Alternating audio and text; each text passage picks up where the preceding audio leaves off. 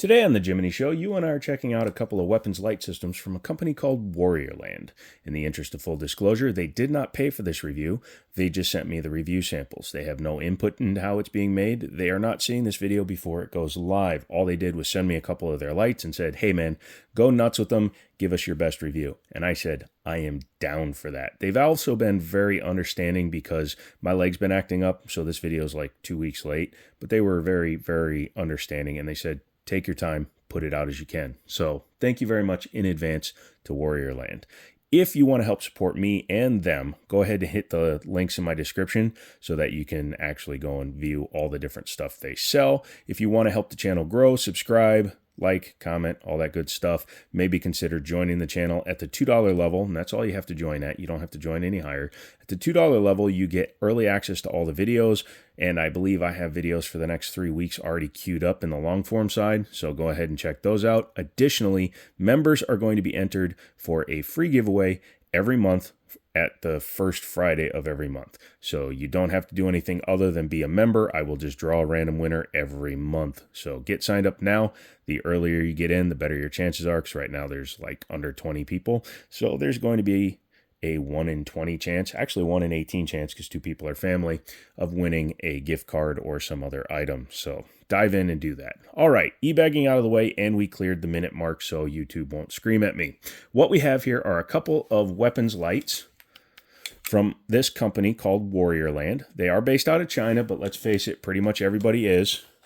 You can even see on this Streamlight box, assembled in the USA from foreign parts. So yeah, so much stuff is made in China, even if it's just componentry, that being made in China does not necessarily equate to less expensive, less reliable. And you're going to see that as we go through this video. So I have 2 other weapons lights. This is the MA2, pardon me, which is just your light. And this is the crossbow MA1, which is their light laser combo. So I have the light laser on my Glock 17, and I have the MA2, which is just a light on my SIG P320 Legion. So yeah, they look pretty good. They fit really nice. And let's go ahead and dive into the box. But just to let you know, we will be actually taking a look at it with what I consider their most direct competitor, which is the Streamlight TLR7. Well, this is the 7A from Streamlight.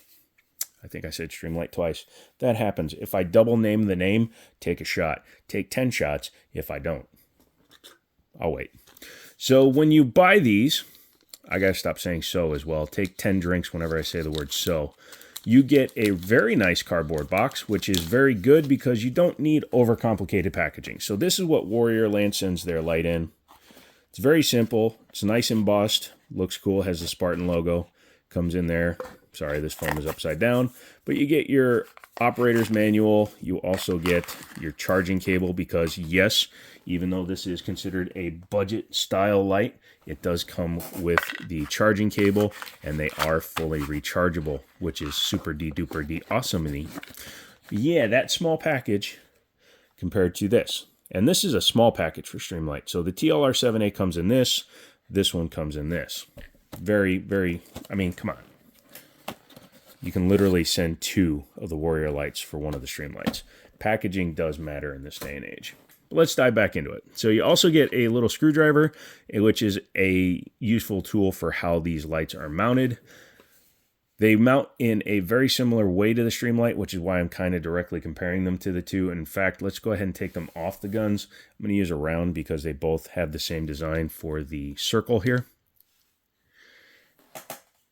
So you just put your casing in here, and then you just push when you loosen it up enough, and you can pop it right off. One of the unique things when you're talking about the Warriorland crossbow series is that it has this little screen on the side, and that little screen is a readout for both your battery and your lumens and whichever mode you're in, because now you can see when you go into a different mode, it tells you your lumens. It also gives you the name of the company in a nice scroll. And it looks really good in person too. I believe it's actually an OLED screen. So yeah, pretty cool there. The recharging tabs are on this side, and it is magnetic. I haven't even had to charge this thing yet, and I've had them for 3 weeks. And they're down to about halfway through. They do hit 800 lumens right out of the full charge state, but 500 lumens is nothing to sneeze at. But as you can see, it's magnetic. You can only put it on one way, which is nice to see. So you can't, as you can see, if you try to put it on the wrong way, it doesn't. But when you put it on the right way, locks right in.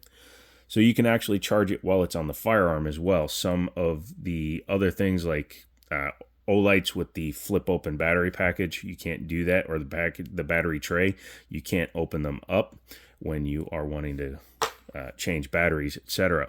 Made out of a very sturdy feeling aluminum, or aluminium if you happen to be of a different descent.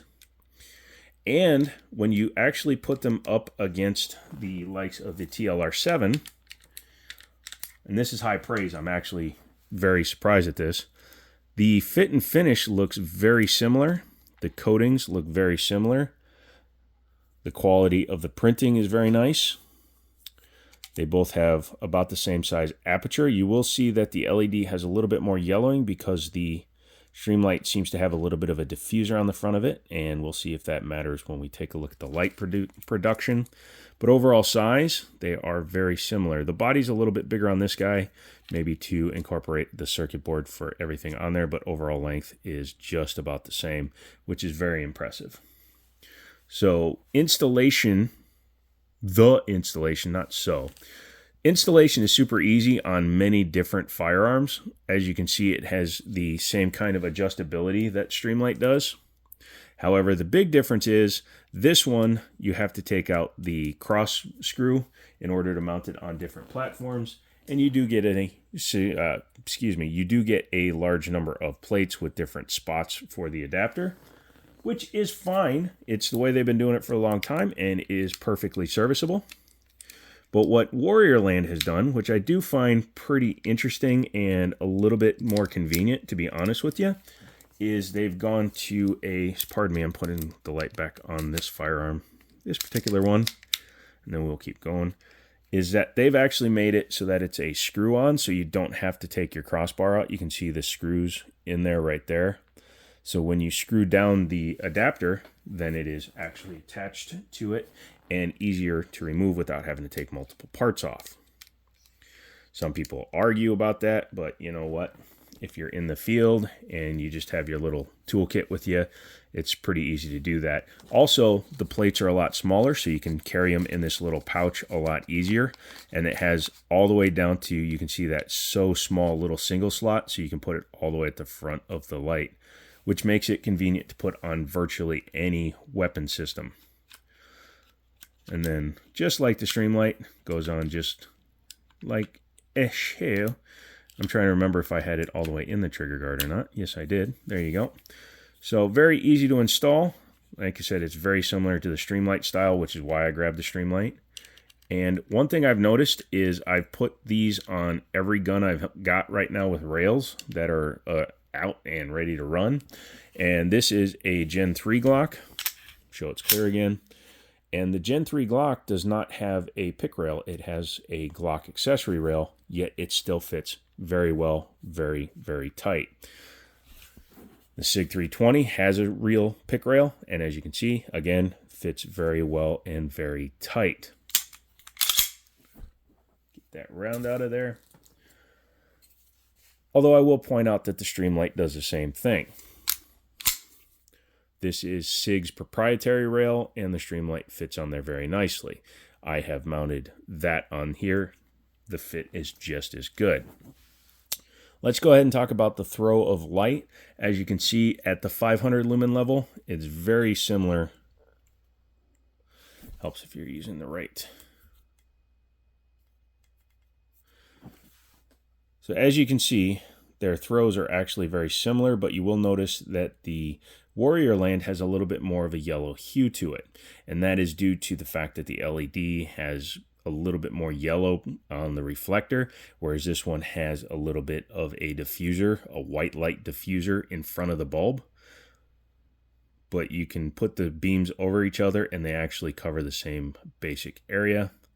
And they are at about the same brightness level. Very hard to tell the difference. Even off camera, They are very similar. And when you're talking about a long throw situation, again, it's still very hard to tell the difference in the lights.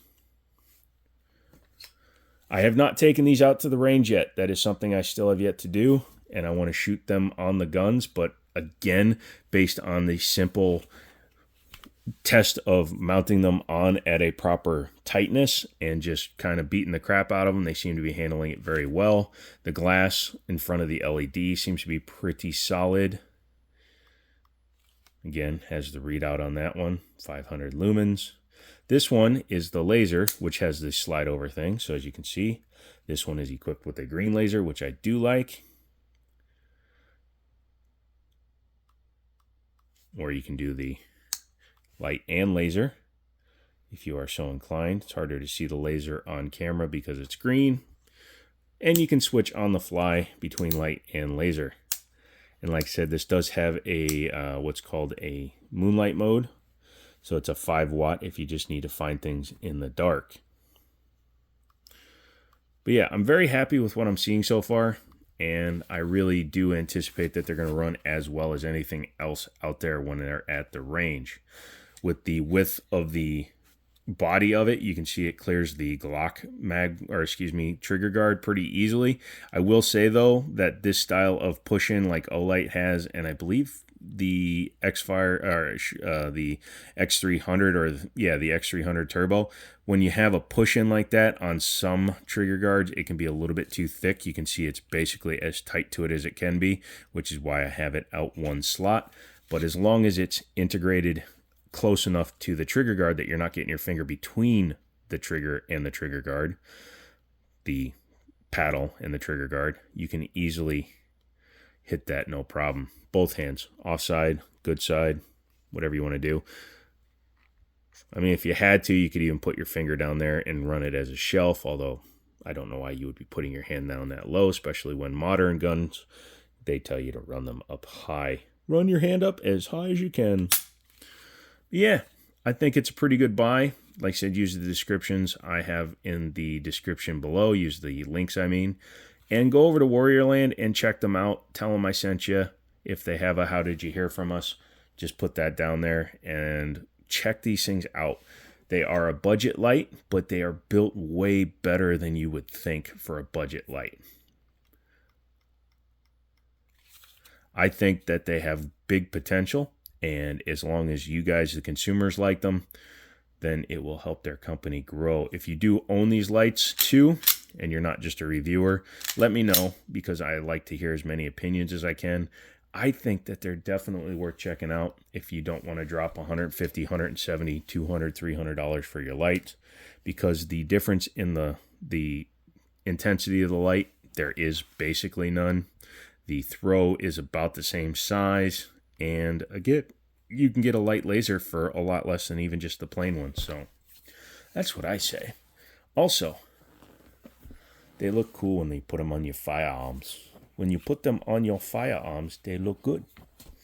That wasn't me mocking Chinese. That was me making fun of myself.